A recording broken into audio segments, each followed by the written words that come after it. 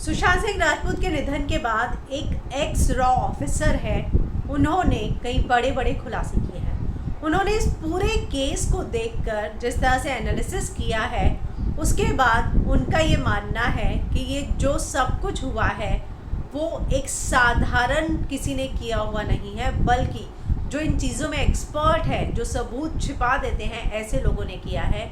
उनका सीधा सीधा इशारा जो है वो डी गैंग की तरफ है, दाऊद गैंग की तरफ है। इसके अलावा उन्होंने संदीप, रिया, घर के नौकर, सलमान, करण, इन सारी चीज़ों को लेकर भी बात कही है।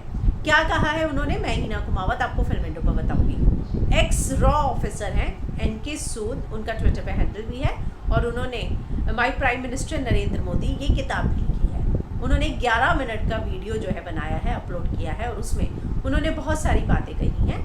उन्होंने ये कहा है कि भले ही मुंबई से अंडरवर्ल्ड गैंग का खात्मा हो गया हो, लेकिन फिर भी वो जो है कंट्रोल में रखना चाहती हैं अपनी चीज़ें। इतना ही नहीं, उन्होंने ये भी कहा है कि ये जिसने भी किया है बहुत शातिर इंसान रहा होगा, किसी प्रोफेशनल का काम है, क्योंकि ऐसा सब करके सबूत सारे मिटा देना हर किसी की बस की बात नहीं है। उन्होंने जो कहा है, मैं आपको उसके जो है पॉइंट्स बताती हूँ। ये एनके सूद का बयान है, जो कि एक्स रॉ ऑफिसर है। बहुत सारे पॉइंट्स बोले उन्होंने, मैं आपको एक एक करके पॉइंट्स बताती हूँ। वो कहते हैं कि ये जो है किसी, जैसे कि मैंने आपको कहा, प्रोफेशनल का है, और उनको ये बात है कि ये जो है पूरा का पूरा डी गैंग का काम हो सकता है। उन्होंने बताया कि एक्टर जो है वो इतना ज़्यादा परेशान और घबराया हुआ रहता था कि कई बार वो रिमोट में अपनी कार लगाकर गाड़ी के अंदर ही सो जाया करता था। ये कोई प्रोफेशनल है, मैं इसलिए कह सकती हूँ क्योंकि बिल्डिंग के सीसीटीवी कैमरा एक दिन पहले बंद कर दिए गए थे, डुप्लीकेट की जो है गायब है, और जो है ये सारी चीज़ें यही बताती हैं कि उनका जो है क्लियरली उन्होंने खुदकुशी नहीं की, मर्डर किया है।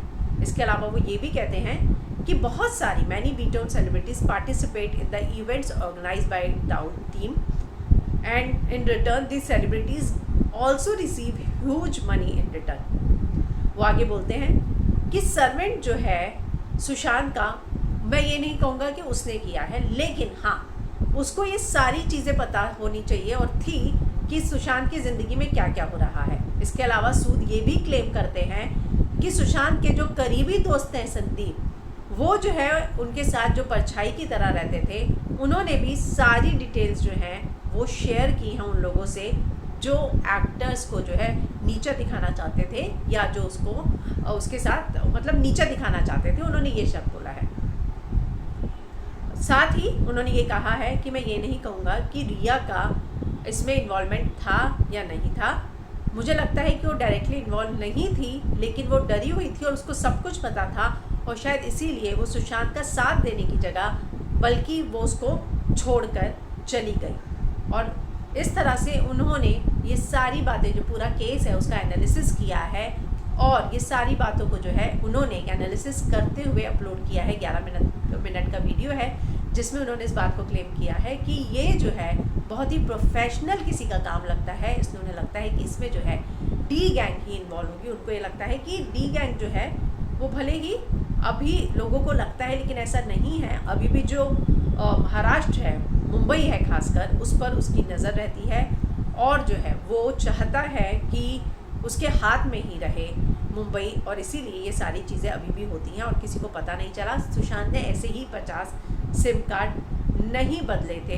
तो एनके सूद ने इन सारी चीज़ों का खुलासा अपने इस वीडियो में किया है। वो एक्स रॉ ऑफिसर हैं, ऐसा जो है उनकी आइडेंटिटी में उन्होंने लिखा हुआ है, और my prime minister Narendra Modi इस नाम की उन्होंने किताब भी छापी है। तो उनके वीडियो में उन्होंने इन सारी बातों का खुलासा किया है। उन्हें लगता है कि जो जितने भी करीबी थे सुशांत के, उन्होंने संदीप का नाम लिया है, रिया का और नौकर का, कि सबको पता था कि ये होने वाला है, और उनको लगता है कि संदीप जो था ये डायरेक्टली जो सारी इन्फॉर्मेशन था संदीप पहुंचाया करता था। नौकर को भी चीज़ें पता थी, और रिया डर गई थी, उसको भी सब पता था, और वो एंड मौके पर उनको छोड़ के, सुशांत को छोड़ के चली गई।